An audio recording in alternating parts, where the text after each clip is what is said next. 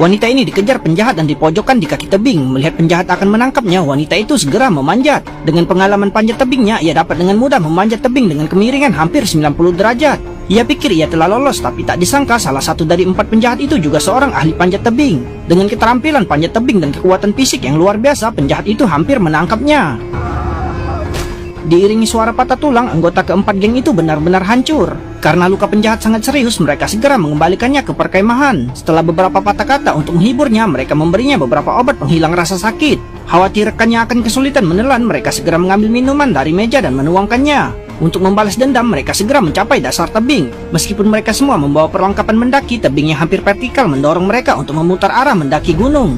Wanita yang kebetulan menyaksikan hal ini segera mengenakan sepatu hikingnya dan mengoleskan bedak di tangannya, berharap bisa mencapai puncak lebih dulu. Setelah mendaki selama beberapa jam, ia masih terjebak di tebing. Untungnya ia menemukan sebuah tebing kecil dengan tenda di dekatnya. Ia segera memanjat berharap bisa beristirahat sejenak. Tanpa sepengetahuannya, para penjahat telah mencapai puncak.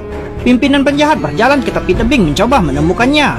Pimpinan penjahat memberitahu wanita itu bahwa mereka hanya ingin bersenang-senang dan berharap ia berhenti meronta. Wanita sangat marah tapi tak berdaya. Ia meletakkan ranselnya dan mencoba beristirahat sejenak. Namun tiba-tiba para penjahat menjatuhkan tali. Ternyata mereka berencana untuk menariknya dan melampiaskan nafsu mereka. Namun ketika mereka menarik tali ke atas, mereka hanya menemukan sebuah catatan. Meskipun geram dengan catatan itu, mereka terus berdiskusi tentang cara menangkap wanita itu.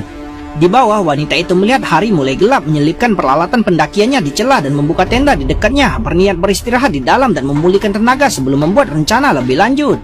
Namun ia tak menyangka para penjahat di atas akan membuat keributan lagi. Mereka mengemas ransel dan melemparkannya ke bawah mengenai tendanya. Wanita itu ketakutan melihat jurang di bawah, namun sebelum ia sempat bereaksi, ransel itu jatuh lagi.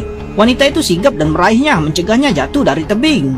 Para penjahat di puncak gunung melihat beban yang bertambah, segera memotong tali itu. Untungnya wanita itu berhasil meraih tepi tepat pada waktunya. Ia berusaha keras untuk naik ke tepi dan kembali ke tenda.